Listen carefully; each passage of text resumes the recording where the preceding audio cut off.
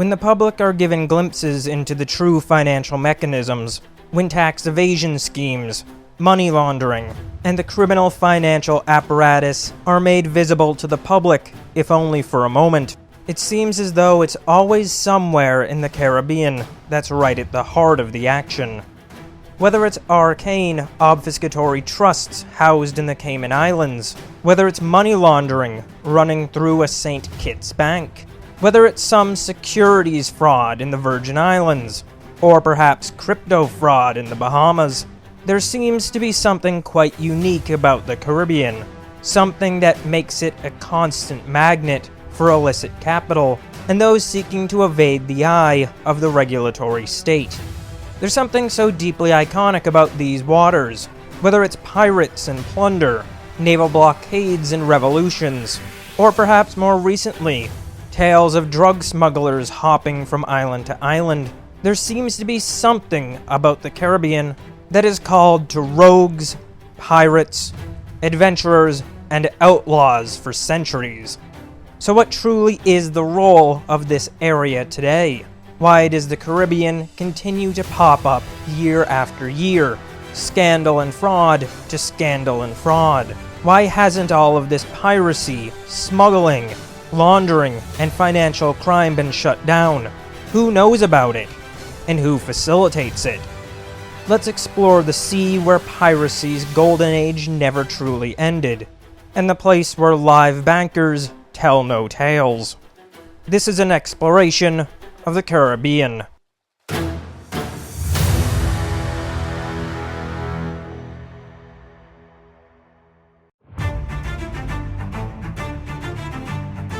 Our story begins in the 16th century, just before the dawn of the Golden Age of Piracy.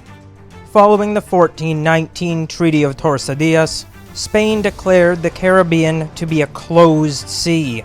The Spanish crown would set up colonial monopolies, based primarily on the extraction of gold and silver. Spain's primary operations were in Bolivia and Mexico.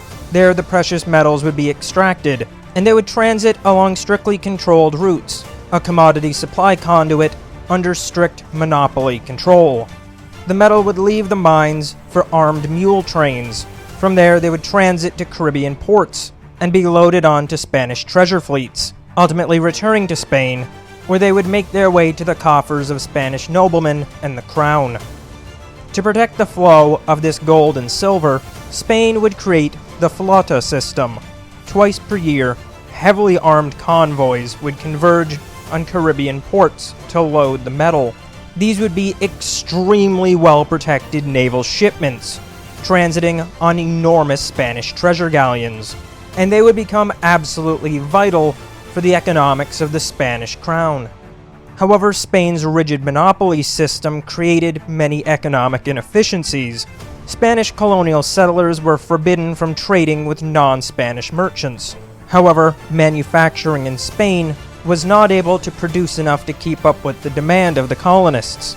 In order to fill this demand, an enormous black market would emerge. Spanish colonists would trade in silver, while non-Spanish European merchants would trade in goods. This would be among the first inclinations of what the Caribbean would become. Beginning in the 1520s, French maritime raiders began capturing Spanish treasure galleons. The sheer scale of the amount of gold and silver on board would demonstrate to the French that maritime raiding was more profitable than colonial agriculture. The practice of raiding Spanish treasure convoys would expand from there. In the 1560s, Englishman Sir John Hawkins would capture African slaves and sail them to Spanish Caribbean ports. There he would use naval intimidation to force the Spanish governors into illegally trading with him. Hawkins would trade slaves for silver and sugar, bypassing Spanish customs law. Caribbean black markets were growing. The following decade, backed by Queen Elizabeth I, Sir Francis Drake would begin raiding in the Caribbean. In 1573, Drake would ambush a Spanish silver train near Portobello, Panama, capturing 20 tons of gold and silver. The sheer amount of wealth that would enter the English economy and the Crown's coffers would send a financial shockwave through London, quite prominent and wealthy London investors would begin wondering if there might be a business opportunity. Perhaps piracy could be a sophisticated professional business. As the 17th century emerged, Spanish power would begin to wane. With Spanish power receding, rival European kingdoms realized that they could not defeat Spain with their traditional navies. They would instead converge on a novel solution. European monarchs would begin to issue letters of marque and reprisal, granting royal licenses for maritime raiders to attack the treasure and merchant ships of enemy nations. This new class of raider would be known as privateers. Pulling a ship and crew together for a transatlantic voyage that would be engaged in naval battle was, however, a very expensive undertaking, and here the financiers of places like London, Amsterdam, and Paris would begin to put some of those ideas from earlier into practice. Privateers would be funded by private investor syndicates. The investors would raise the capital needed for the maritime voyage. From there, the captain and crew would target enemy nation shipping, and they would take the captured prize vessels before local vice admiralty courts. The vice admiralty courts would declare the captured cargo to be legal, and it would be auctioned, with the profits split between the crown and colonial governor, the captain and the crew, and the investors of the syndicate. And this would prove to be an extremely lucrative business. While we often hear stories of legendary pirates and privateers becoming extremely wealthy after years of raiding at sea, there were as well London financiers getting as rich, if not richer, all from the safety of their London offices.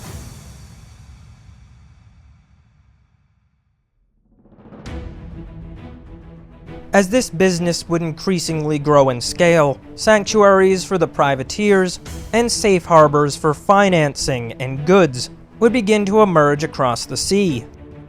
After the English would capture Jamaica in 1655, Governor Thomas Modiford would invite in pirates to base in the city of Port Royal, offering them sanctuary and in exchange defending Port Royal and Jamaica from Spain. Port Royal would become an offshore liquidity hub, as pirates brought plundered Spanish cargo directly to merchants and taverns.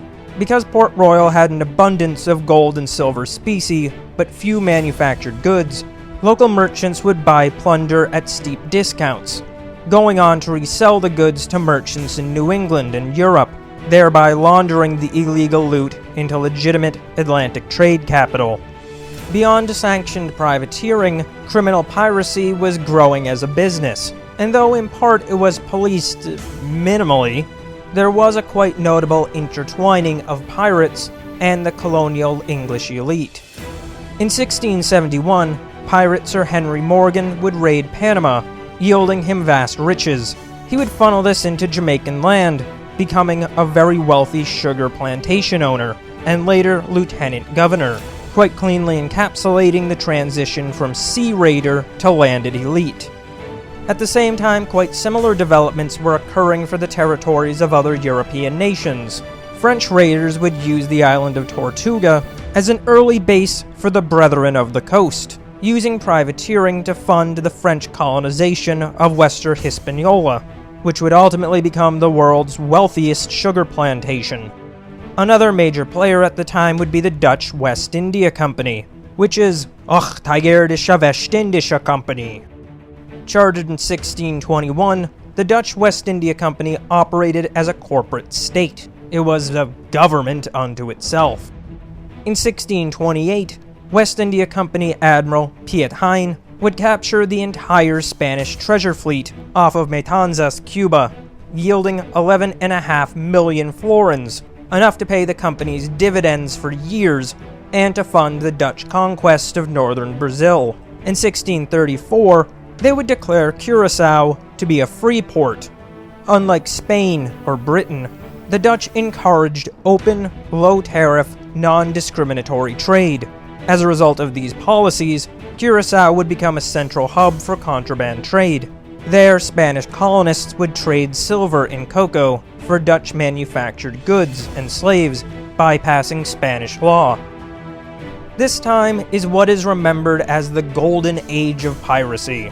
This is where the image of sailing ships and sea battles, the Hollywood archetype of the bearded, peg-legged, eye-patched, grizzled man swinging around a cutlass with a bird on his shoulder saying "Yarg."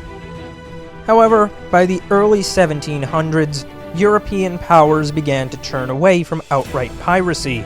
By this point, international trade had grown incredibly sophisticated. The world had entered into the modern age of commerce, and global commerce required stability, predictability of law, and for merchants to not fear that their shipments would be attacked by a ragtag band of pirates. However, in part as a result of the very high tariffs and trade restrictions, black markets continued to thrive, both in markets for illicit goods and increasingly for tax avoidance. And all while this was officially illegal, quite frequently the actual local authorities and the colonial governors would provide a degree of official cover. Illegal markets were in more of a zone, and the adventurous rogue outlaws were beginning to give way to document forgers, smugglers, and tax cheats.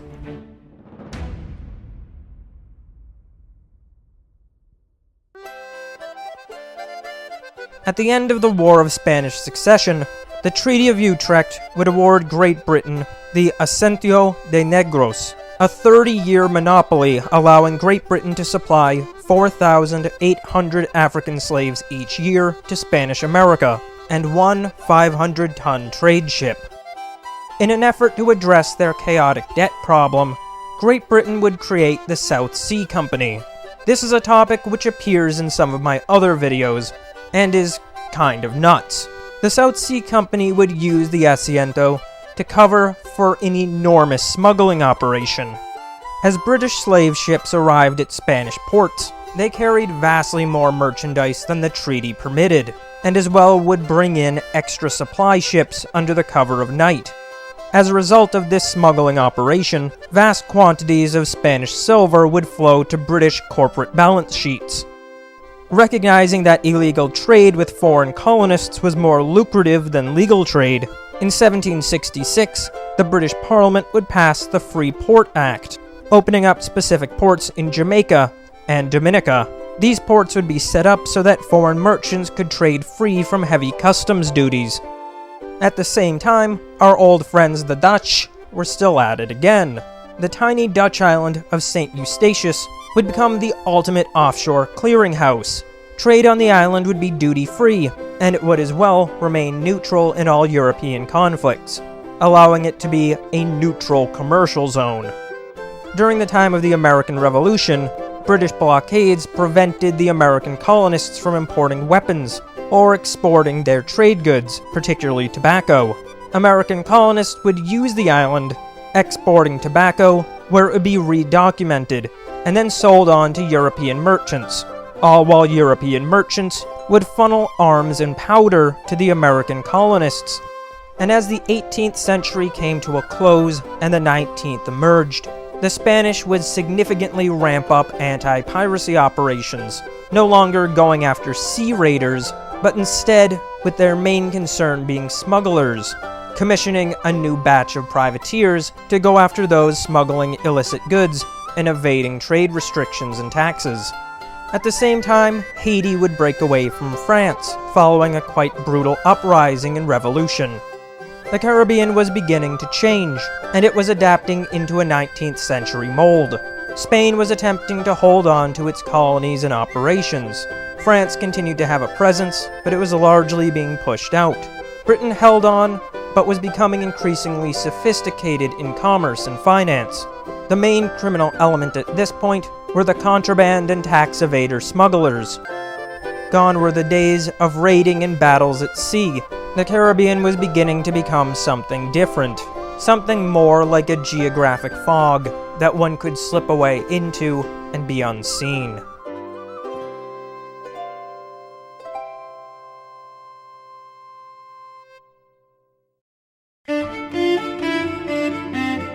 The 19th century would bring along with it the height of British power, the great boom of industrialization, and a rapid increase in sophistication of finance. In large part, the push toward institutional banking in the Caribbean was quite curiously sparked by the end of the transatlantic slave trade.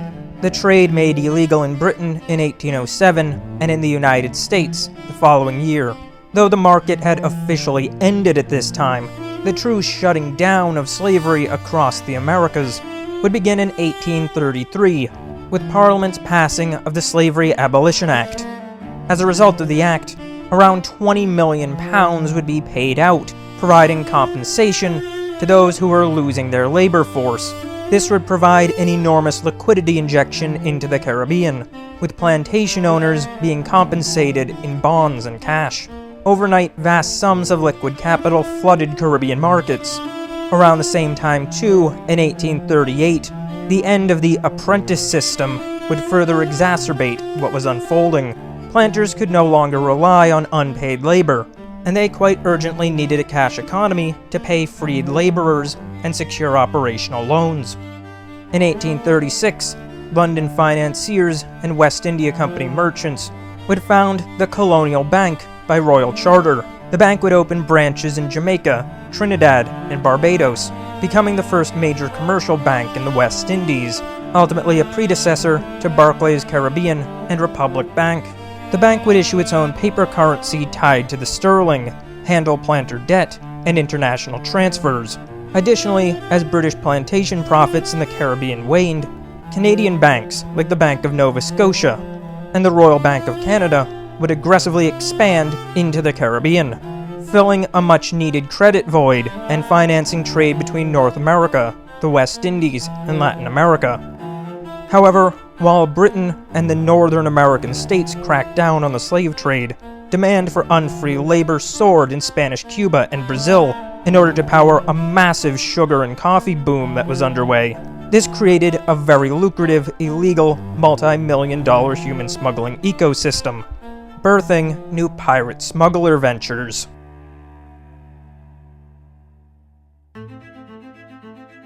Because the British Royal Navy's West Africa Squadron and U.S. naval blockades actively seized suspected slave ships, traffickers could no longer use straightforward commercial contracts. In order to adapt, they would begin to develop some early forms of modern financial obfuscation and laundering. Bills of exchange and shell partnerships would be developed. Investors would pool capital into shadow syndicates. From there, money was moved via bills of exchange. International commercial paper credits would be drawn on London, New York, and Paris banks, all to mask the true purpose of the flows. There would be a rapid rise in multi-flag vessel fraud, changing the flags of a ship for whatever suited the crew's purpose at the time, engaging in document forgery, and developing a quite sophisticated fraud ecosystem. American, British, and European investors would pool capital into hidden syndicates.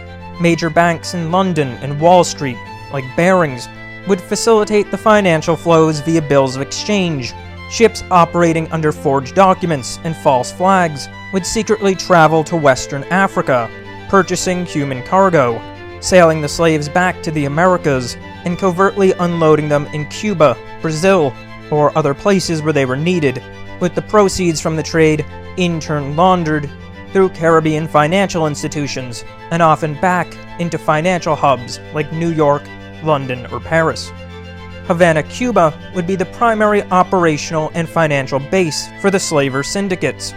Traders like Julian Zulueta would build vast fortunes and build modern steam-powered sugar mills, becoming both extremely wealthy slaver barons, but also highly profitable industrialists. St. Thomas in the Dutch West Indies would operate as a key free port, serving as a major neutral clearinghouse for trade goods, currency exchange, and vessel registration. Very wealthy and powerful men would arise from this illicit trade and secret financing. Figures like the aforementioned Don Julian de Zulueta, the king of the slave trade, who would become the richest man in Cuba, serving as an intermediary between the barracoons and planters, would become major businessmen and highly integrated within European society. Zulueta would be given the title of the Marquis of Alva by King Alfonso XII, with his direct descendants quite dominant amongst the Spanish elite today. Another figure like this would be Pedro Blanco, a Spanish slave trader who built an enormous empire in Western Africa.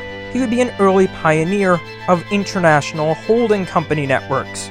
The firm Martinez, Carbolo & Company, based out of Havana, Cuba, would issue bills of exchange with New York, London, and Paris banks. This would be Blanco's primary financing mechanism, while his slave trade empire would become Banco de Cadiz, laying the foundations for much of modern Spanish finance. Another set of major players would be the Drax family.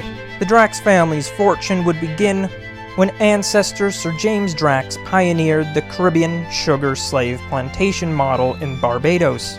The family would take the British payout from the Abolition Act and funnel it into land in Britain, politics, and banking, including a position in Colonial Bank. The family still owns Drax Hall Plantation in Barbados today, with descendant Richard Drax, Richard Grosvenor Plunkett Earl Drax, a former British MP who inherited the estate. London and Wall Street merchant banks would be highly involved. They would supply commercial paper credit, maritime insurance, and commodity loans. Some of the bigger players of this era would be Barings Bank, Lloyds, Barclays, and Citibank. Citibank's Moses Taylor would be a highly effective financier in this market, acting as well as an outfitter for smuggling ships and a major insurer.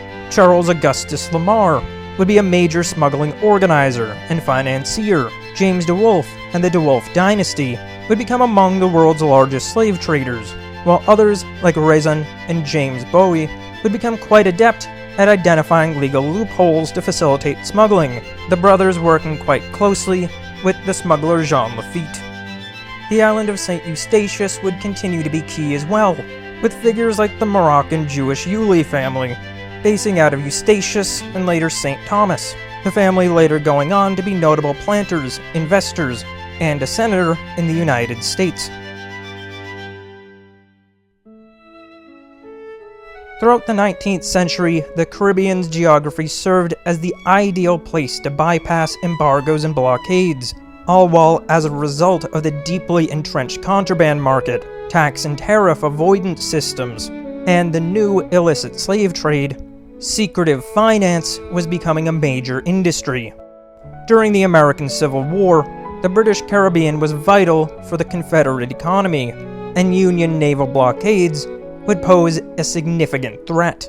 In order to bypass the blockades, Confederate blockade runners would operate from Nassau and Bermuda, trading with British merchants and loading the cargo onto smaller, faster blockade runners. Local merchants, royal officers, and London financiers would generate enormous profits, laying the foundation for Nassau to serve as a high-liquidity, low-oversight port hub. And so the role of the Caribbean as a haven for smuggling had become deeply entrenched, and would only grow in prominence and sophistication throughout the rest of the 19th century.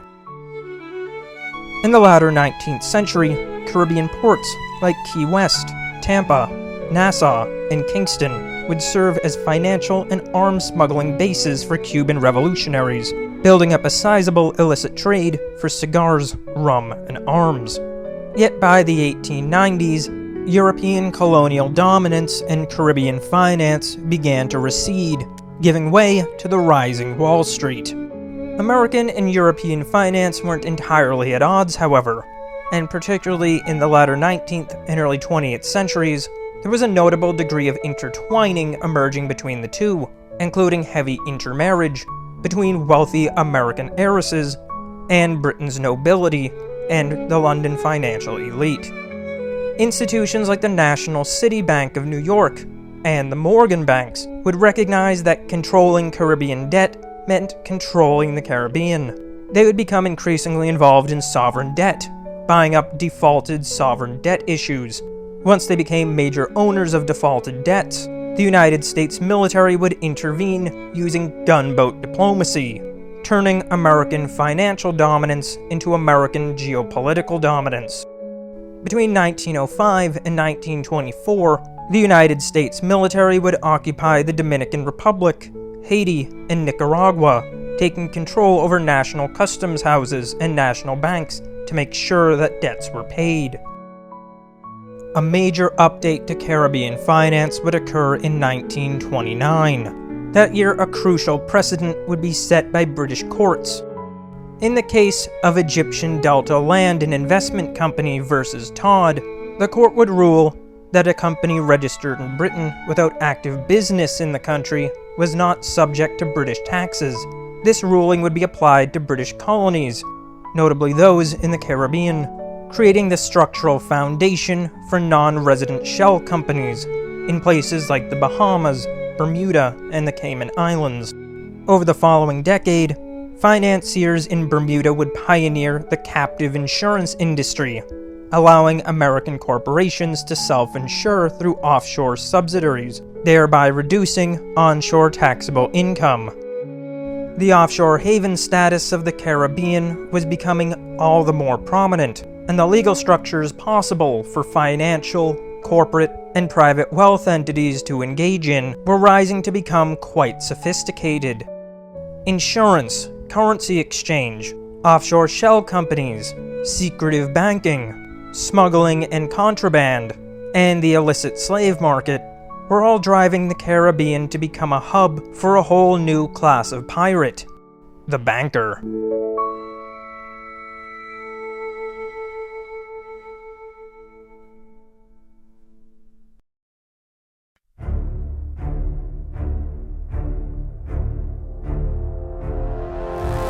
In February of 1942, Germany would launch Operation Newland, sending Type 9 U-boats directly into the Caribbean, with a goal of choking off the supply of oil and raw materials traveling to the United States and Britain. The German Navy would shell the Lago oil refinery in Aruba, and would torpedo tankers.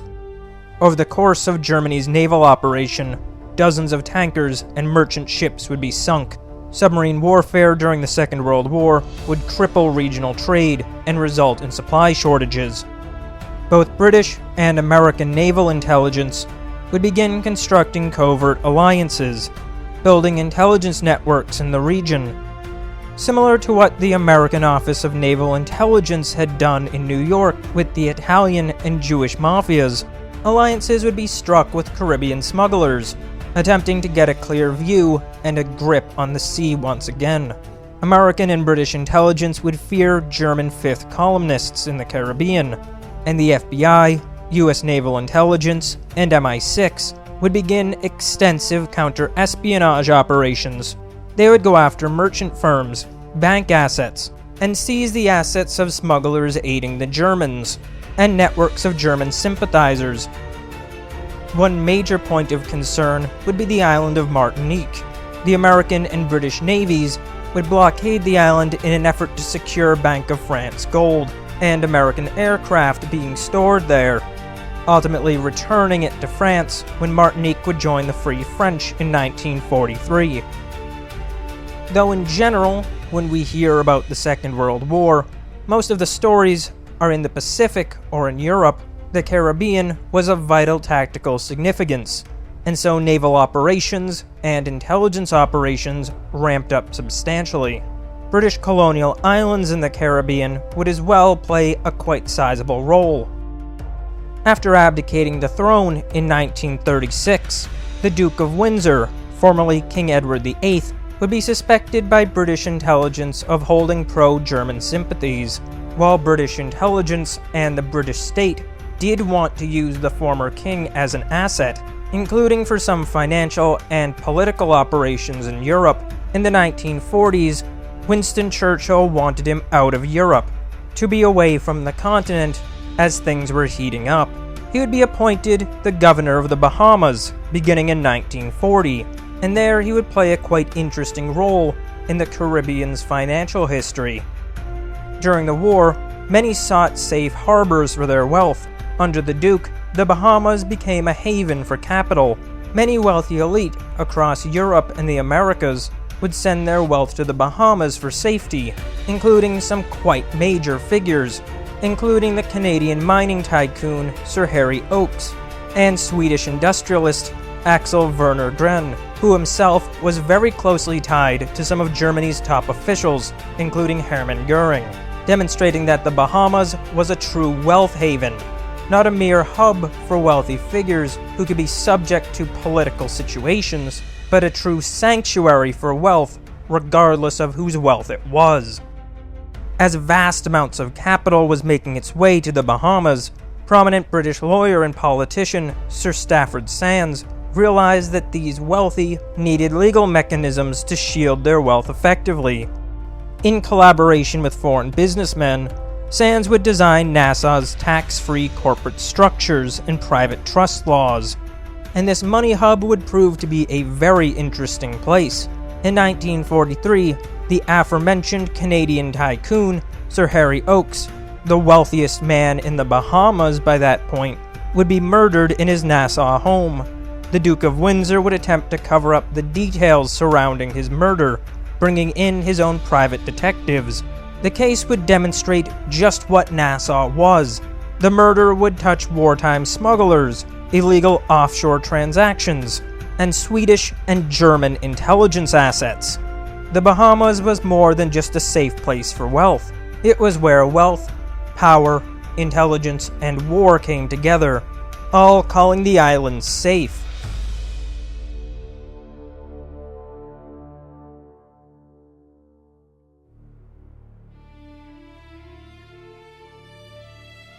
The Second World War would change the dynamics of the Caribbean significantly. Particularly owing to the destroyers for bases deal, the Caribbean would be brought closer into the sphere of the United States. Following the war, significant infrastructure, both physical and financial, would be built, and modern systems of bank secrecy and tax avoidance would be formalized. After the war, there would be a surge of trust creation, particularly as in many countries, the war had resulted in very high estate taxes. The Caribbean would become the home for estate structuring, shell companies, and sophisticated obfuscatory financial apparatuses. And as Europe began to limp out of their post-war destruction, the vast offshore credit market for dollars, the Eurodollar market, would begin to flourish. In this market, banks outside the United States would issue US dollar-denominated credit, hold US dollar deposits, and transact in dollar demand deposits, beginning to shift the heart of US dollar credit creation outside of the United States, and making European Eurodollar banks very wealthy. Major changes to the financial landscape, particularly the Suez Crisis and US-Soviet Cold War tensions, would result in very large European entities moving vast amounts of dollars outside of US regulatory control. Originally, these Eurodollar banks would rise in London, yet in order to bypass reserve requirements and interest rate rules, many banks began routing Eurodollar transactions through Caribbean dependencies. As early as the beginning of the 1960s, the Bahamas would grow exponentially as a banking center, attracting foreign institutions seeking zero-tax income regimes and bank secrecy. In 1966, the Cayman Islands' legal framework would be updated. While Jamaica had gained independence from Britain, the Cayman Islands chose to remain a British dependency. The Caymans would enact the Banks and Trust Companies Regulation Law and the Trusts Law, laying a formal groundwork for asset protection and for very easy, low-oversight corporate registration. This would all continue apace into the 1970s. Owing to the very high costs racked up by the American government from endeavors like the Vietnam War and the progressivist policies of Lyndon Johnson, the American government's debt position was beginning to deteriorate. All the while, the offshore market for US dollar credit had expanded enormously. Until 1971, central banks could exchange US dollars for gold. Yet as offshore dollar credit creation had ballooned so much, all while America's debt position was deteriorating, when faced with a claim for gold on the part of Swiss banks, Richard Nixon realized that gold convertibility and the ability for offshore banks to print their own dollars could not coexist, and thus, that year he would close the gold window, ending gold convertibility. As a result of the end of gold convertibility, fixed currency exchange rates would collapse, while floating exchange rates significantly increased market volatility, spurring massive global demand for offshore hedging, tax-exempt trusts, and secretive asset holding. Yet as the stagflation and economic malaise of the 1970s began to come to an end, all while US interest rates had gone from their peak in the high teens under Fed Chair Paul Volcker and begun to enter a steady climb down, the 1980s would be an altogether new era for the Caribbean. Drug cartels would rise. The sheer volume of money moving through the sea would grow explosively, and the ease and secrecy found across Caribbean jurisdictions would make the 1980s a golden age for offshore illicit flows and secret shadow finance. The 1980s would see the rapid rise of Latin American drug cartels, funneling billions of dollars in illicit flows through Caribbean banks. Strict secrecy laws would allow cartels to launder proceeds into real estate and legitimate financial interests. Yet there would be much more to the story of these years than met the eye. Syndicates like the Medellin cartel would rise, sending figures like Pablo Escobar to the top of public imagination. Yet lurking in the shadows, there was a sophisticated web of finance, law, intelligence, governments, politicians, and an all-new class of professional smuggler. And so as the 1980s would begin, the Caribbean would find itself in an all-new golden age of piracy, where old markets would find new captains, and where old syndicates would meet new methods.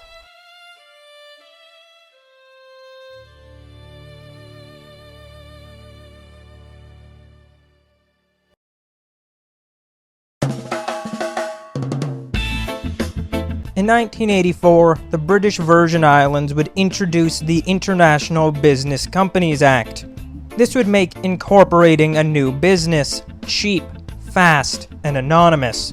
The British Virgin Islands would become the global default for shell company formation, registering hundreds of thousands of entities, well-hidden shadowy trusts, banks operating with near-total secrecy, sophisticated trading companies, facilitating money laundering, and pioneering law firms developing increasingly arcane ways of keeping money and corporate ownership in the shadows would pop up across the Caribbean, the Cayman Islands, the British Virgin Islands, the Bahamas, Bermuda, and as well many of the smaller islands like St. Kitts would form a highly sophisticated web of shadow finance throughout the 1980s.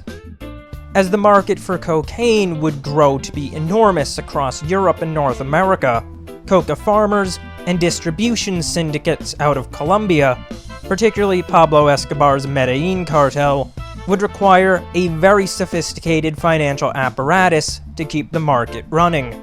Laundering would become an enormous business in the Caribbean. In these days, the laundering pipeline was still in its infancy, though its scale enormous. In the 1980s, millions in US dollar paper currency would be flown in suitcases, duffel bags, or in small, single-engine aircraft, entering bank accounts in offshore jurisdictions with no reporting requirements. Cash-intensive business fronts, run as local Caribbean businesses like casinos, hotels, or shipping businesses, would be bought by these criminal syndicates. As laundering needs would grow greater, organized crime affiliates would begin buying their own islands to run aircraft out of, such as the Medellin cartel's Carlos Later, who would operate out of Norman's Cay. International business companies, like those that the British Virgin Islands were catering to, would be extremely useful for layering. Law firms in the British Virgin Islands, Panama, and the Cayman Islands would register hundreds of thousands of shell companies with nominee directors, quite frequently making use of bearer shares, so that the ownership of one of these shell companies was not able to be known, the owner being who physically owned a physical paper share. Bank secrecy statutes across the Caribbean made it a criminal offense for bank officers to reveal account holders, or transaction details to foreign governments, effectively blocking the IRS and law enforcement subpoenas. Loan-back schemes would become increasingly common. Here, cartel affiliates, or tax evaders, would move money into a Caribbean bank, like one in the Cayman Islands. Then a British Virgin Islands shell company owned by the cartel would loan money to an onshore company in cities like Miami or London. Dollars would be returned as clean and tax-deductible loan capital. Another major outgrowth of this explosion of laundering would be the black market peso exchange. This would be developed in the 1980s by Colombian cartels, in part aided by foreign Western governments. This would eliminate the need to move physical cash across borders. Drug smugglers and slavers would sell US drug dollars in Miami or New York at discounts to peso brokers. The brokers would deposit cash into Caribbean or US accounts. The cash would then be used to buy commercial goods like electronics, tobacco, or alcohol, where they would be sold to legitimate merchants in South America, laundering illicit cash while simultaneously satisfying legitimate consumer demand. The 1970s through the 1990s would be decades of constant evolution and escalation. American and British intelligence would make use of Caribbean bank secrecy for Cold War operations. In the 1970s, this would set the precedent that intelligence agencies and organized crime could share the same offshore infrastructure, quite frequently using the same business and financial contacts. Founded originally in Nassau in 1962 by former OSS officer and CIA operative Paul Helliwell and tax attorney Burton Cantor, Castle Bank would become a vital financial institution for both intelligence and criminal purposes.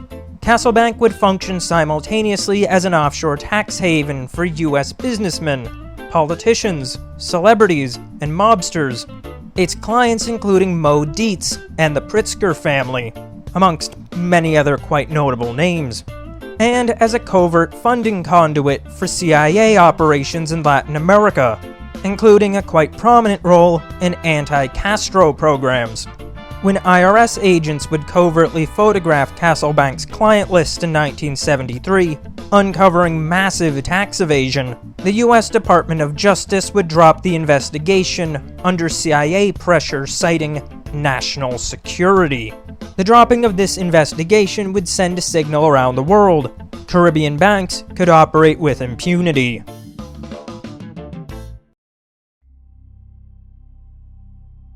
Headquartered in Miami with extensive ties in Grand Cayman and Colombia, run by Bay of Pigs invasion veteran Guillermo Hernandez Cartoya, WFC Corporation operated as an early laundering conduit between Latin American politicians, intelligence assets, and drug and slave syndicates.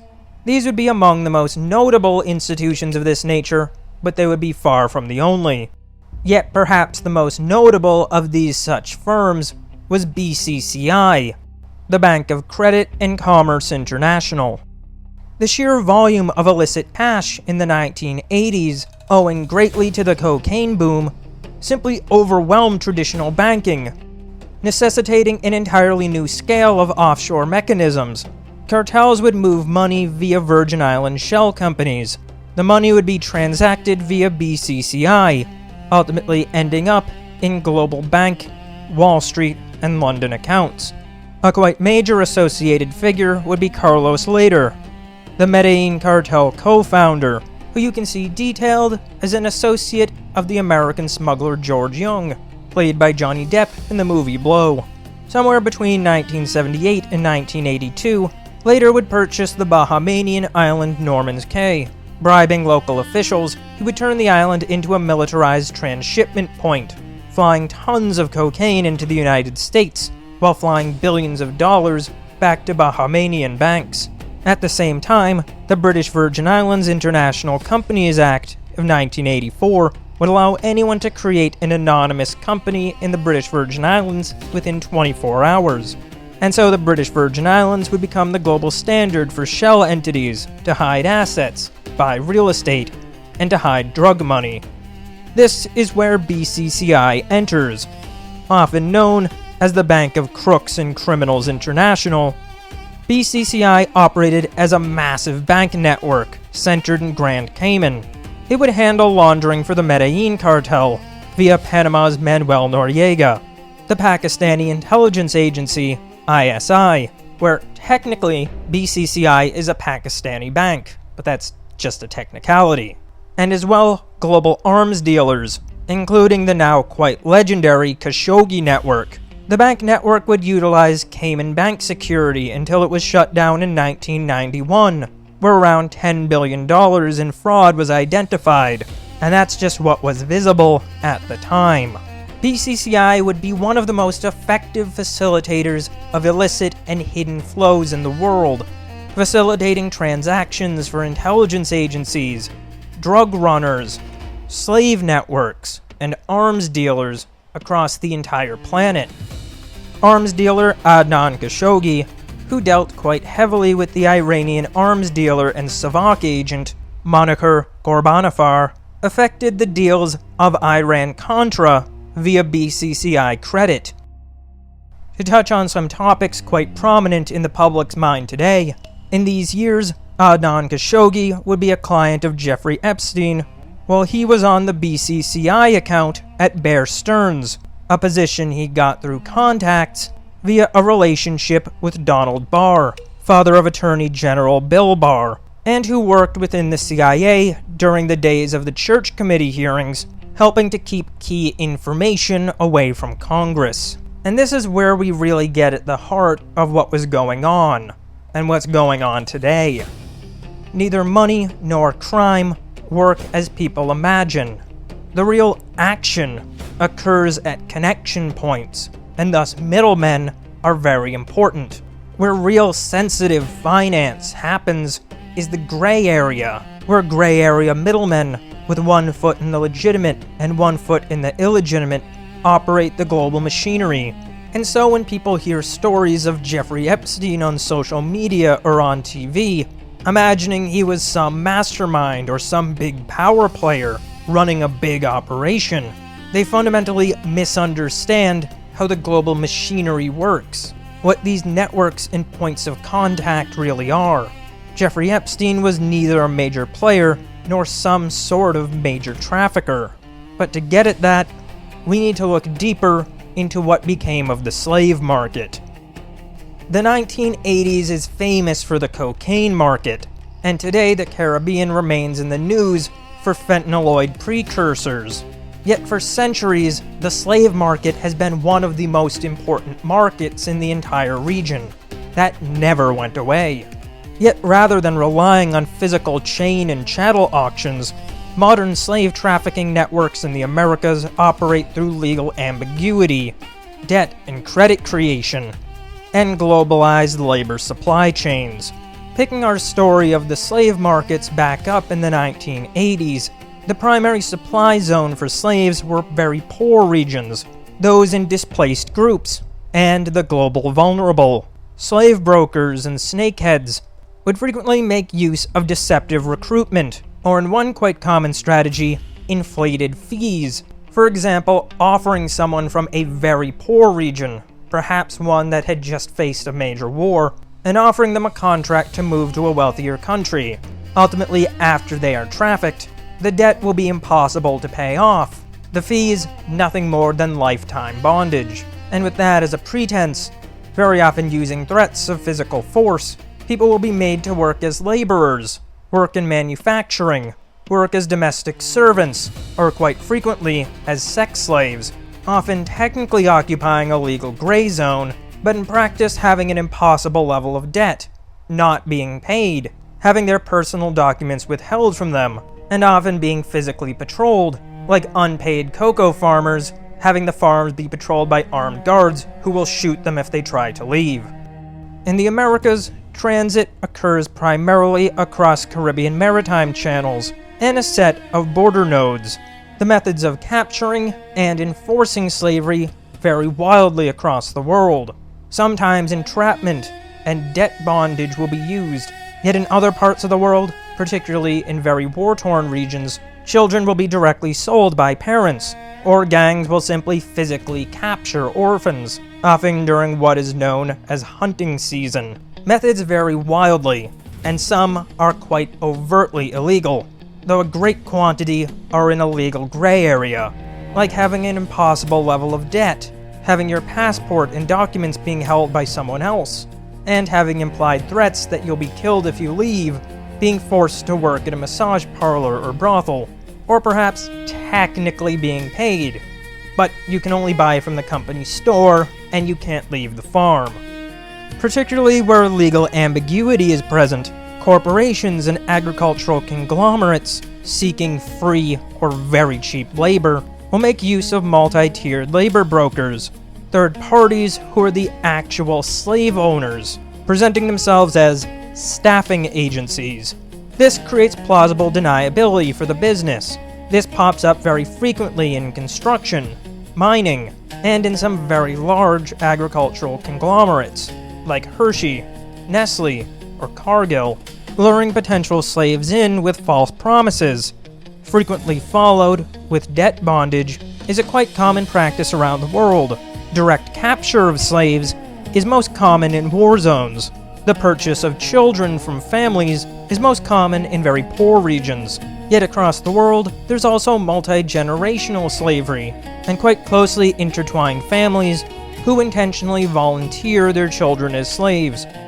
And this gets us back to that nexus point of intelligence, business, finance, and crime. Quite a lot of the world's economy is dependent on slaves, including some very large businesses. Yet as well, the market for sex slavery is gargantuan. Pornography, prostitution, brothels and resort areas, massage parlors, and a market for forced marriage make up tens of billions of dollars each year. One of the industries most dependent on slave labor is sugar. Throughout the 20th century, hundreds of thousands of Haitian migrants were trafficked to the Dominican Republic to cut sugarcane. State-owned sugar entities like Consejo Estatal de Azúcar, as well as private sugar conglomerates, became dependent on military-backed roundups of Haitian laborers, using very strict movement restriction, keeping workers trapped on isolated plantations. When anyone from the outside probed, they would say that they came there on their own free will, and that they were being paid. Yet upon closer inspection, they had come to find jobs, but had been coerced via threats of force to come work on sugar plantations. Once there, they were paid nominally, but in money that would either go back to impossible to satisfy debt, or would be just paid right back to the company for bare minimal necessity goods. And if they ever wanted to leave, using the justification of their debt, their contracts, or just, I said no, armed forces would prevent the laborers from leaving. You can leave whenever you want, you'll just get shot in the back of the head. This as well became quite common in Dominican households. Tracing its origin back to a centuries-old system in Haiti, poor rural parents would send their children to live with wealthier urban families. Yet quite often, this would just become forced domestic servitude, copying almost exactly historic household slavery. And though on a smaller scale than the large institutional practices, frequently these household slaves would be sold on, becoming household servants across the Americas.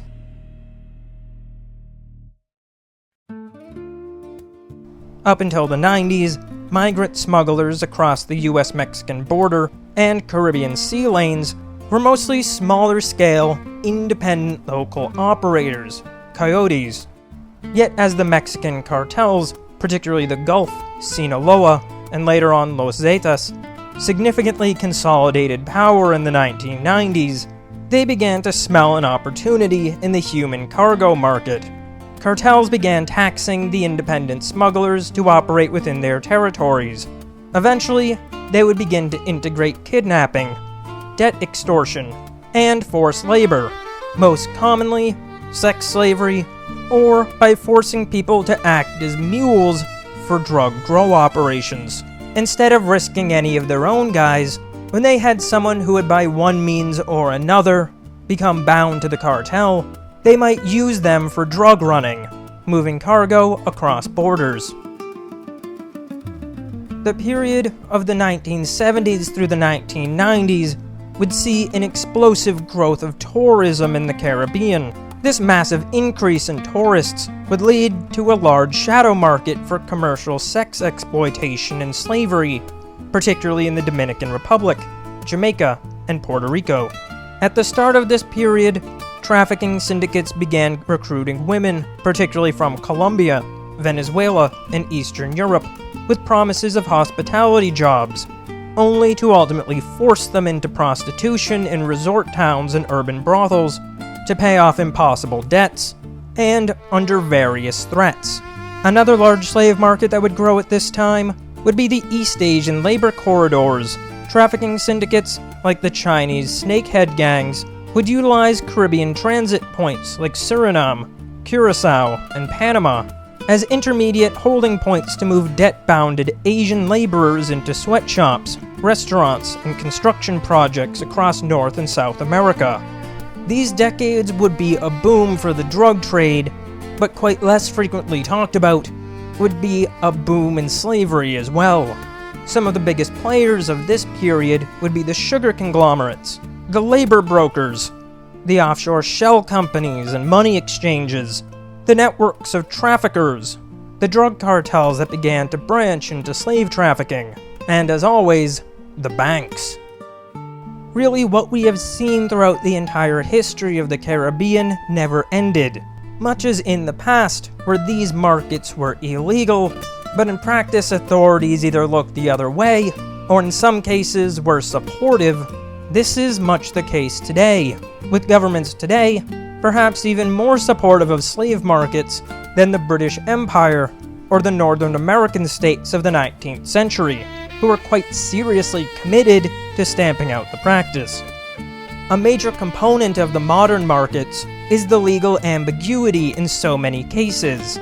Slavers frequently make use of migrant vulnerability, guest worker statuses, visa restrictions, including withholding passports, immigration law, and pornography laws, with as well systems of plausible deniability, like the staffing agencies. Really, though so many in the liberal West just want to feel like they're compassionate for all people, want to feel like they're empathetic and showing care to people in terrible situations around the world, the naivety of how the world really works, and the emphasis on appearing good over doing good has caused many in the West to be facilitators of these markets, really supporting illegal immigration, illegal labor, and supporting the sex industry, prostitution, and pornography. In practice, is supporting the slave market. Many in the West are being actively tricked by slavers and slave labor using companies, launderers, and traffickers into supporting slavery. Modern slavers flourish where corrupt border authorities, predatory labor contractors, cost-cutting corporations, open prostitution, pornography, bank secrecy, and the nexus of intelligence, banking, and corporations converge, and all of it remains dependent on the bank launderers. In 2022, American Customs and Border Protection issued a withhold release order against Central Romana Corporation, banning its imports. The wealthy Cuban-American Fanjul family, headed by brothers Alfonso and Jose, are sugar barons based in West Palm Beach. The family controls Fanjul Corp, a massive sugar conglomerate, including major stakes in Florida Crystals, Domino Sugar, and the Dominican Republic-based Central Romano Corporation. They have recently faced increasing scrutiny from the American government. The Central Romano Corporation has been targeted by American authorities for practices of debt bondage and wage withholding, excessive hours, and unsafe conditions, as well as instances of armed forces restricting the movement of laborers. In recent years as well, and going back decades, major multinational conglomerates like Nestle, Mars, Hershey, and Cargill have repeatedly come under scrutiny for human trafficking and child labor in their Western African supply chains. Yet instead of directly owning cocoa plantations, these farms buy cocoa via commodities exchanges and futures, using middlemen to run the slaves for them. And this is why the Caribbean matters. This is why the financial apparatus matters. The only way that all of this flourishes is with the arcane and obfuscatory financial system and the jurisdictions that allow it to thrive. These are not small and shady banks, though such banks do exist as a part of the apparatus. These markets run through the largest banks in the world, banks in New York, Paris, Amsterdam, and London. And so often these criminal markets hide in plain sight. French businessman Jean-Luc Brunel used his firm MC2 Model Management as a key pipeline and scout for South American, Eastern European, and French girls who were lured in with promises of modeling contracts, funneled through international slave nodes, including those in the Caribbean, and forced to act as sex slaves. Today, European sex tourism is enormous, most prominently in places like the Dominican Republic and St. Martin. Brothels and hotels flourish, while the prostitutes are enslaved. Offshore shell companies with nominee directors held by offshore trusts hold slaver ventures as investments. And so for someone in the West, it might seem removed. Via these offshore mechanisms, Western investors operating via offshore investment funds own slavery as a business. And tying it all back together, this is where figures like Ghislaine Maxwell and the Maxwell family feature. These aren't masterminds. These aren't trafficker bosses running some major operation. These are the middlemen, the facilitators of flows, who move money from cities like New York and London into this offshore network of shell companies, trusts, and obfuscated investment firms.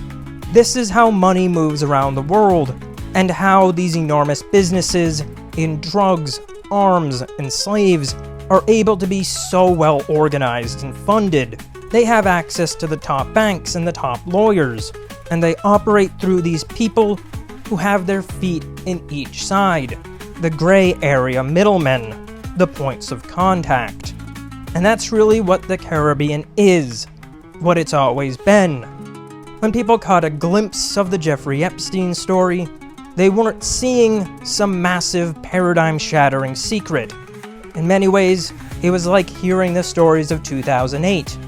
What happened is people caught a glimpse of the machine, a glimpse they weren't supposed to see. What they saw wasn't special. It wasn't the big secret that would take everything down. It was a glimpse of the apparatus, a glimpse of the entire point. It wasn't special. It was the point of the Caribbean.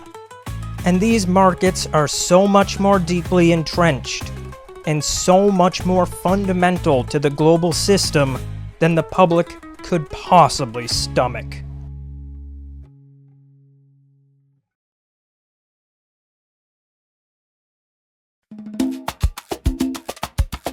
By the 1990s, the Caribbean began to transition toward much more structured finance. In 1990, Texas financier R. Allen Stanford moved his operations to Antigua, founding Stanford International Bank. He would bribe Antiguan officials, getting regulators to issue fake audit reports. Over the following 20 years, he ran a $7 billion Ponzi scheme, selling fraudulent CDs using the sovereign protection of Antigua, continuing until his 2009 arrest and 2012 conviction. In many ways, this story would be much like many others of the 2008 global financial crisis. Yet it's a great example of what the Caribbean was becoming during this time. Suitcase and hand laundering was beginning to go away, and something much more sophisticated and much more organized was taking its place. Back in 1984, St. Kitts and Nevis had developed a pioneer program, selling passports. Beginning in 1993, Dominica would launch its Citizenship by Investment program. This would set off a chain of similar programs, with the purchase of passports beginning to spread as a quite common Caribbean practice. As a result of practices like this, and by the very low tax regimes in the Caribbean, in 1998, the OECD would launch its Harmful Tax Competition Report, targeting low-tax Caribbean jurisdictions. 2 years later, the Financial Action Task Force would place nations like the Bahamas, Cayman Islands, Dominica, St. Vincent, and St. Kitts and Nevis on its first blacklist of non-cooperative countries, citing deficient anti-money laundering policies and forcing them to pass new, more strict banking laws. The start of the 21st century would be the beginning of the end for many of the old Caribbean systems. Yet don't think for a second Caribbean piracy was going away. After the 9/11 attacks of the World Trade Center, traditional physical secrecy yielded to complex legal structuring. In 2001, along with the Patriot Act, the United States would enact very strict corresponding banking regulations. Caribbean banks would be forced to eliminate anonymous bearer shares, and as well end unmonitored shell bank correspondent accounts. They would be made to enforce Know Your Customer rules, putting an end to the era of walk-in cash deposits. Over these years of the early and mid-2000s, the Cayman Islands would establish itself as the world's primary spot for offshore hedge funds and special purpose vehicles. Utilizing its tax-neutral status, zero corporate tax, and sophisticated common law judicial system, over 80% of the world's offshore hedge funds would register in the Cayman Islands. These years would be a boom for hedge funds, with at its peak there being more hedge funds than any other type of company, all combined together. Yet the 2008 crisis would expose how banks had used the Caribbean special purpose vehicles to hold off-balance sheet, toxic mortgage and debt assets. Very significant financial entities like AIG had used subsidiaries in Bermuda and the Cayman Islands to write credit default swaps. Credit default swaps that broke their balance sheets. The 2010s would be a very different regime. These years would mark the end of the traditional paper secrecy of the Caribbean, as investigative leaks and international treaties forced transparency into Caribbean financial centers. In 2010, the United States would pass the Foreign Account Tax Compliance Act, FATCA, requiring foreign financial institutions globally to report assets held by U.S. taxpayers directly to the IRS, effectively ending secret accounts, at least for American citizens. Around this time, too, the Obama administration would end the Swiss system, bringing an end to the era of the secretive Swiss bank account. There was a push for tax harmonization around the world, and there was a push for financial transactions and accounts to become very transparent. In 2015, the 1MDB sovereign wealth scandal would break. Billions of dollars would be looted from Malaysia's 1MDB sovereign wealth fund. The money would be laundered through a web of shell companies in the British Virgin Islands and Curaçao, using banks in the Cayman Islands to purchase luxury real estate, as well as film production companies in Europe and North America. This would be the start of a period of revelations that would show the public just how shady the Caribbean was, if only just a little glimpse. Perhaps the one that would have the biggest impact would be the 2016 leak of the Panama Papers. Leaked files from the law firm Mossack Fonseca would reveal 11.5 million internal records. They would show that the British Virgin Islands was the most popular jurisdiction by Mossack Fonseca, housing over 113,000 shell companies created for world leaders, corporate and criminal oligarchs, and major celebrities to hide their assets and avoid taxes. The role of the Caribbean in tax avoidance would be particularly prominent during the 2010s. In 2017, the Paradise Papers would show quite similar activities, and in 2021, the Pandora Papers would only reinforce to the public the laundering, tax dodging, and fraud that was going on in the Caribbean. These subsequent leaks from offshore law firms like Appleby, operating out of Bermuda in the Cayman Islands, and Trident Trust out of the British Virgin Islands, would expose multinational tech giants and over 300 political leaders around the world, all using Caribbean trusts to legally shelter tens of billions of dollars. while the role of the bankers and the financiers was quite prominent. Something that's particularly worth pointing out is just how vital lawyers are to all of these practices. In fact, to a great extent in finance today, many of the most powerful financial figures are not traders, they're not investors, they're not businessmen, nor are they even bankers. They're lawyers.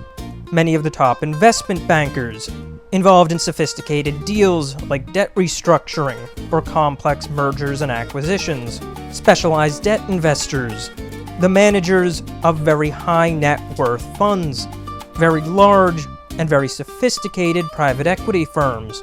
And really so much of the sophisticated finance of today are handled by people not with financial backgrounds, but with JDs.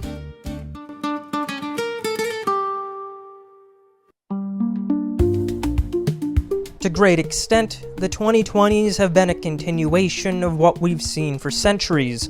Back in the late 2010s, Caribbean jurisdictions attempted to position themselves as global hubs for digital assets, fintech, and Web3 enterprises, becoming some of the first jurisdictions to openly embrace cryptocurrencies.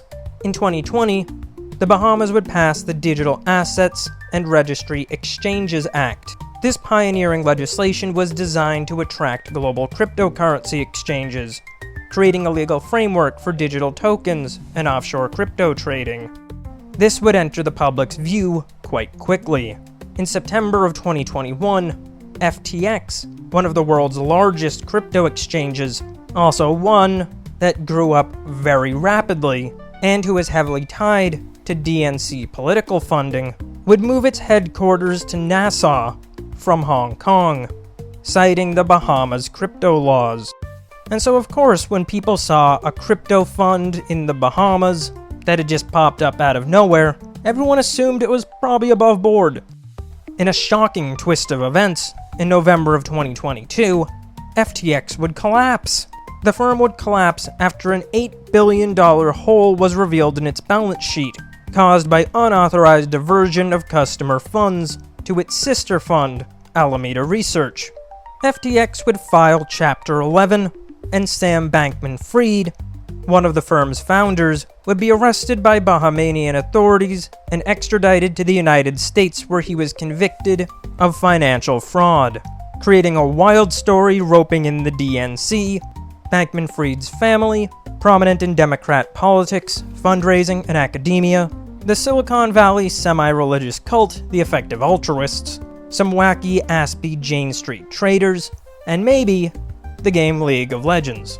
It's a truly wacky story, and one that caught the public's imagination, but also brought the quite lax legal environment of the Caribbean back to the public's view, and as well began to raise questions about the cryptocurrency industry. In recent years, the crackdown on Caribbean tax policy has as well ramped up, facing European Union and American Department of Homeland Security pressure over tax evasion and visa-free travel abuse. St. Kitts and Nevis, Dominica, Antigua, Grenada, and St. Lucia have all signed a memorandum of understanding to double the minimum investment threshold for their citizenship by investment programs, raising the minimum up to $200,000, as well implementing standardized due diligence, mandatory interviews, and shared intelligence screening. Overseas British territories, the British Virgin Islands, the Cayman Islands, Bermuda, and Turks and Caicos, have faced mandatory implementation of public registers of corporate beneficial ownership, ending their system of anonymous shell companies. And just note what these islands are. These aren't just small, poor island nations who just don't have sophisticated legal systems. These are islands tied to the most sophisticated financial and legal systems in the entire world. These financial networks, this apparatus, only functions with the approval of that nexus of corporate, criminal, and state power.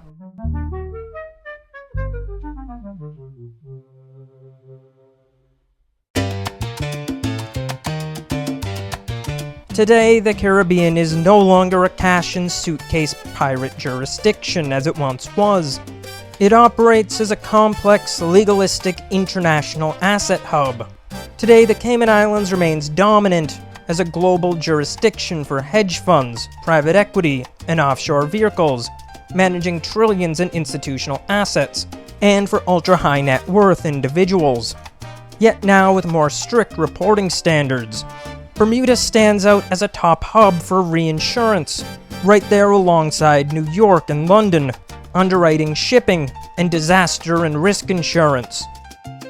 Facing continuous pressure from the European Union, OECD, and American Treasury, Caribbean financial centers have been forced to adopt economic substance laws, requiring companies registered there to maintain an actual physical presence, physical offices, local staff, and local operations. However, this is not universal. The Caribbean financial ecosystem of today is anchored by regional banks, global offshore magic circle law firms, and highly sophisticated financial entities, while the Cayman Islands is the world's leader for hedge funds, private equity, and SPVs, and Bermuda is a global leader for reinsurance, shipping, and insurance-linked securities. Jurisdictions around the Caribbean all continue to play major roles in global finance today.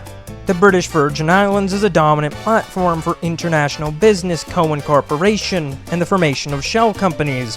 The Bahamas is massive in private banking, trusts, and digital crypto exchanges. Puerto Rico occupies a very significant role for American investors. The island operates as an American tax enclave, requiring no capital gains tax. Republic Financial Holdings continues as a major Caribbean firm, today the largest native banking group. Those Canadian entities we saw back in the 19th century continue to be major players today as well. Built by Barclays and CIBC, CIBC First Caribbean International Bank is one of the largest international banking players in the sea. Tied to Toronto finance as well, Scotiabank and RBC are very major players. The firm NT Butterfield & Son are very prominent in private wealth management and trusts. The Caribbean is still a global hub for trust and estate. Within the realm of some of the newer finance, Deltec Bank and Trust is one of the Caribbean's largest private banking players, being regionally and globally dominant in cryptocurrency and fintech. All while financial innovation has grown, legal sophistication has only grown in prominence in recent years. The offshore magic circle are absolutely vital law firms for global finance. Maples Group and Walkers, operating in the Cayman Islands, British Virgin Islands, and Bermuda, are dominant for structuring funds, forming structured finance, and affecting cross-border finance.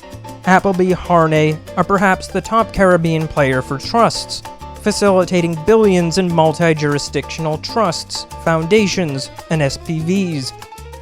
And yet all the while, just as has always been the case, money laundering remains at the heart of the Caribbean's purpose. Even though restrictions have become tighter and systems have become more sophisticated, that core role of laundering has gone nowhere.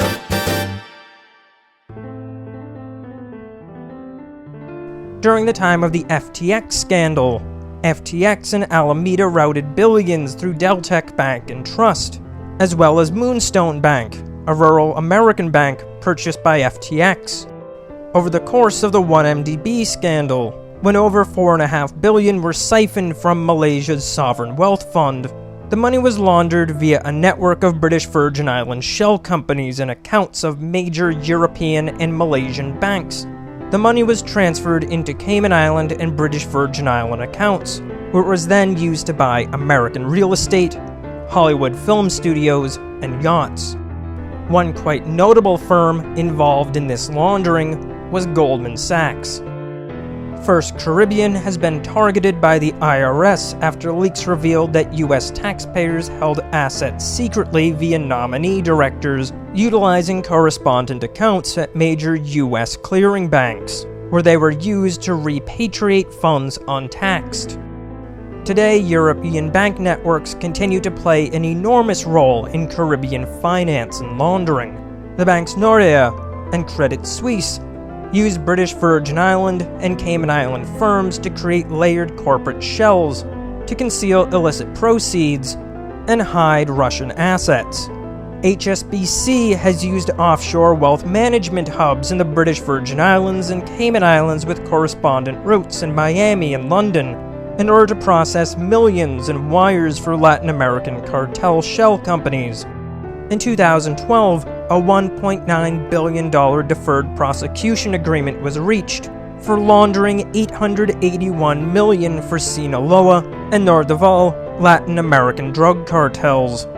In 2020, FinCEN files would show that HSBC continued to process suspicious transactions well into the late 2010s. HSBC has popped up for laundering drug money repeatedly, and this is not just recent. It's very worth keeping in mind that HSBC was started to facilitate the opium trade in Hong Kong. HSBC is the Hong Kong and Shanghai Banking Corporation, and it has been tightly intertwined with the drug trade until all of a sudden it isn't.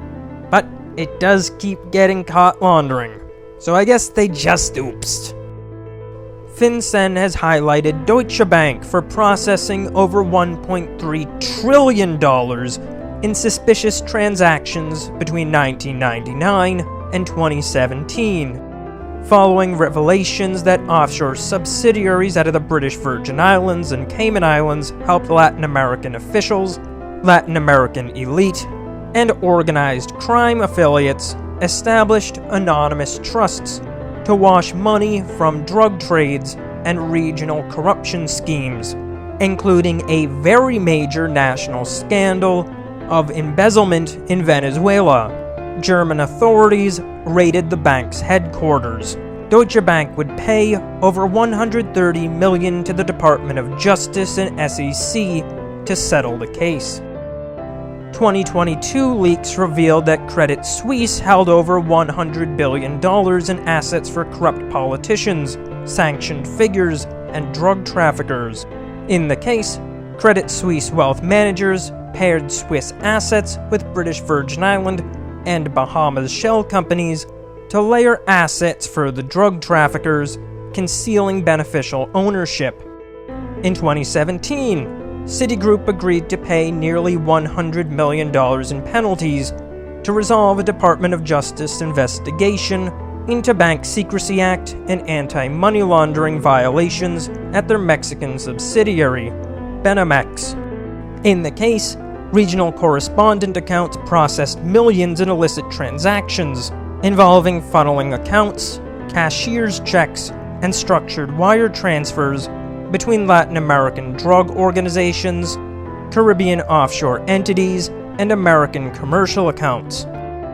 These are just the biggest and most famous banks, but the list goes on and on and on. And until very recently, most of the world's authorities really didn't want to stop it. This is when they weren't looking all that hard.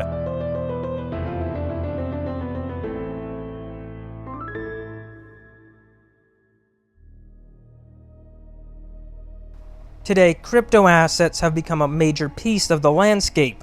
That bank that FTX used, Deltec Bank and Trust, emerged as a premier private bank out of Nassau in the late 2010s and early 2020s as a primary financial institution for global crypto exchanges and for stablecoin issuers, like Tether.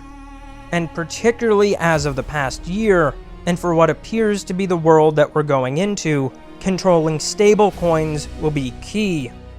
Following the passage of the Genius Act, legally regulated stablecoins in the United States are not only a major means to spread the US dollar around the world, but because stablecoin issuers must back up their tokens one-to-one with American Treasury securities, it as well becomes a major buyer of American debt. Other countries, particularly those in Europe, have noticed this, and so presence in the stablecoin markets is vital.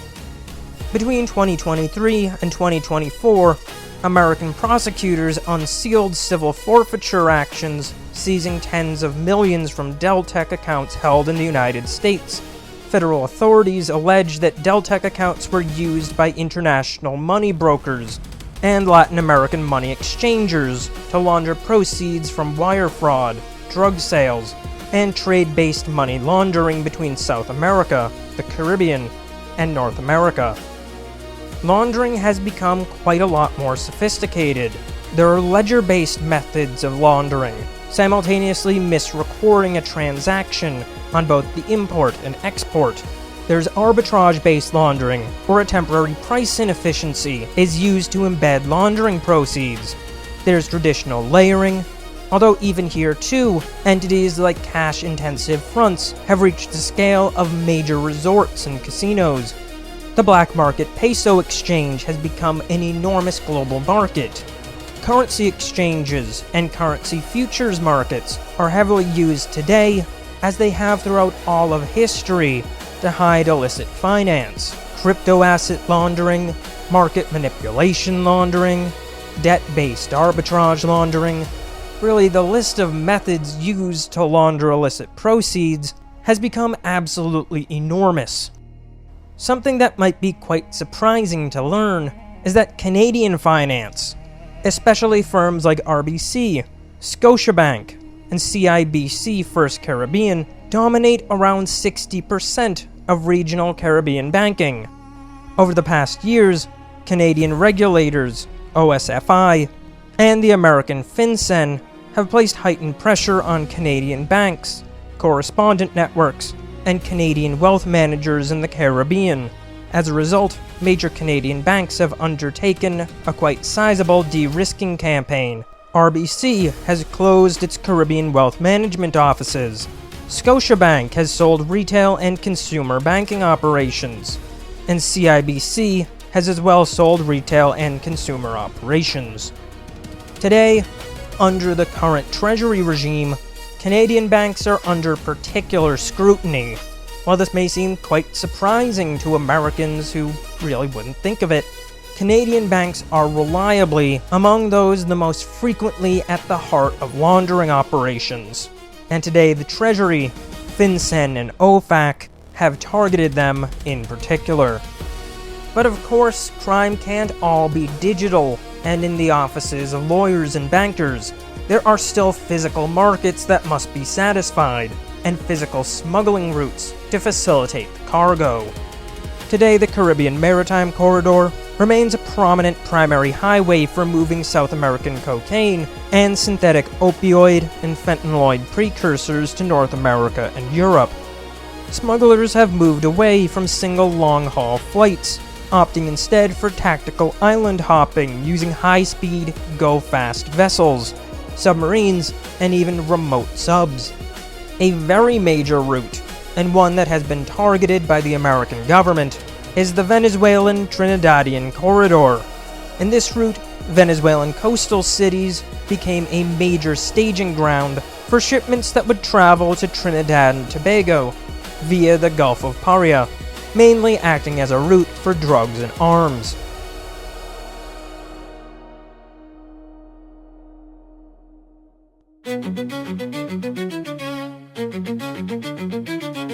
One very big shift in recent years, however, is the role of Haiti. Following the 2021 assassination of Haitian President Jovenel Moise, the Haitian state effectively collapsed. This allowed powerful gang coalitions, such as Vive Ensemble, to seize control of Haiti's ports. Haiti has since become a semi-lawless operational launchpad where cartels bypass state apparatuses, transshipping multi-ton cocaine loads to North America and Europe, making use of Kingston, Jamaica, and European ports like Antwerp. Mexican cartels, particularly Sinaloa and Jalisco New Generation, have expanded into Haiti, forming alliances with local Dominican, Jamaican, and Haitian syndicates, using this new node to manage logistics. Shifting from localized recruitment to digitized methods, transnational slave trafficking pipelines have only expanded, driven by regional displacement in places like Venezuela, Haiti, and Cuba. Up until very recently, mass migration became a major source of slaves. migrants would rely on smugglers who were the very same people who were slave traffickers. The traffickers would use debt bondage, forcing the migrants into acting as laborers in nodes like Trinidad and Tobago, the Dominican Republic, Aruba, or Curacao, or as sex slaves across the Americas and across the whole world. The majority of those trafficked in the Caribbean and Latin America, however, are girls and young women.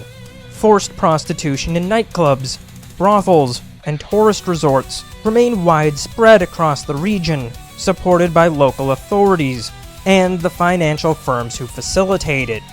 Social media and messaging apps have allowed slavers to offer false employment contracts in hospitality, modeling, and domestic work, allowing slavers to reach even more young women and girls than they ever could before.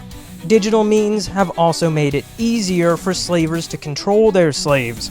Slavers hold the passports of their slaves, track their locations on phones, and use digital payments to effect transactions, particularly for prostitution sex slavery. And really, while I just mean to tell a story and convey the information, at the heart of all of this is a very simple truth. For those in countries like the United States and Western Europe, particularly those in the middle and upper classes, the actual reality of these global networks, the actual reality of this region, the actual reality of how global power and finance work are so much more brutal and so much darker than you can even imagine exists in the world. And so what is the response? Well, in particularly the past year, operations against these criminal and financial networks have ramped up significantly. One very interesting thing to highlight is the Treasury's report on just how much very powerful banking and even central banking functionally gets done in the Caribbean. Data from the Treasury International Capital System has very recently underscored the sheer magnitude of American debt and portfolio assets custodied in the Caribbean, outside of traditional banking channels. The Cayman Islands is regularly the top 4th or 5th largest holder of American Treasury debt, frequently holding over $470 billion in American securities. Following behind are the British Virgin Islands, Bermuda, and the Bahamas, holding hundreds of billions in treasury debt. Offshore hedge funds, private market funds, reinsurance funds, and vast portfolios across Eurodollar and shadow banking desks have allowed the London and European financial machines to hide both the scale of their US Treasury positions and their actions. And this highlights something major: just how deeply integral Caribbean finance is to Britain and Europe, just how key they are to the global Eurodollar market. Going after these financial networks won't be as simple as busting up small laundering operations. If one were to really go after this banking apparatus in the Caribbean, it would be going after the very heart of global banking. All the same, quite recently, a number of major events have unfolded. The American FinCEN has issued sweeping advisories targeting Chinese laundering network operations in Latin America and the Caribbean, particularly targeting the black market peso exchange. OFAC and FinCEN have launched a coordinated effort against Jalisco New Generation and other Mexican cartels. They've particularly been focusing on fuel smuggling and trade-based smuggling and laundering. OFAC has designated money laundering networks between Brazil, Europe, and Caribbean offshore hubs tied to South America's largest criminal syndicate, using multi-jurisdictional holding companies and real estate to wash drug money. OFAC has been ramping up actions against front companies out of St. Kitts, the British Virgin Islands, and similar ones used by foreign facilitators and transnational criminal organizations to hold commercial real estate or move capital under shell companies. Since 2025, US federal authorities, including the DOJ, OFAC, FinCEN, the FBI, and Homeland Security investigations, have intensified targeted enforcement against Caribbean financial entities, cartel facilitators, and cross-border money laundering gatekeepers. They've gone after offshore banking executives, including securing convictions and guilty pleas from former CEOs of international financial entities operating out of Puerto Rico, entities indicted for facilitating sanctions evasion for Venezuelan state-backed actors, and facilitating layered deposits originating from South American drug syndicates. Federal grand juries have unsealed indictments against major South American business figures, quite notably Guinea's leaders Nazar Mohammed and Azruddin Mohammed, for a multi-million-dollar illicit scheme of gold smuggling, bribing customs officials, laundering, and tax evasion via the Caribbean. They have targeted non-bank money brokers using mirror transactions, shadow banking desks, and Caribbean accounts to clear proceeds for Sinaloa and Jalisco New Generation cartels. OFAC has sanctioned multiple Mexican and Caribbean-linked commercial entities, customs brokerages, and shell accounts involved in multi-billion-dollar illegal fuel trade. FinCEN has reported receiving over 160 suspicious activity reports, detailing over $7 billion in suspicious transactions. These efforts are occurring across the world on the part of the American Treasury and American investigators and regulators. Yet the very beating heart of the action, that core connection point, the gray area, where shadow finance facilitates for the legitimate and illegitimate, where state, financial, and criminal power all converge. That core heart of the action is in the Caribbean. And so scrutiny has increased significantly. Compliance costs have risen. Major American, Canadian, and European banks have been forced to sever their relationships with Caribbean entities. Laundering networks have been forced to adapt, yet in many cases, they haven't been able to. Firms who thought they would not have to have been forced to adapt very quickly, and fundamentally, the atmosphere has changed. So that's the point we're at now. Which Caribbean is going to win out? Can it be brought into this new American sphere? Will this centuries-old system of piracy, smuggling, fraud, slaves, obfuscation, and shadow finance continue to live on into a new era? Or will this region finally be able to live free of the constant domination of crime? Crime that has always been inextricably linked to the most powerful governments of the Western world, and to the wealthiest, beating hearts of financial power. Centuries ago, the empires that became globally dominant, the ones that built the modern financial empires, were dependent on privateering. The British Crown and the London financiers built investment funds to use privateers to break Spanish power and take the Caribbean for themselves. Piracy has always been necessary, not just to the Caribbean, but to the Western powers at large. Piracy, smuggling, and its financiers have always been allowed to thrive. Whether in the days of Sir Francis Drake, the days of Henry Morgan, or in the modern world of intelligence agencies, drug cartels, international conglomerates, sex tourism, and international banks. At its core, the model has always been the same.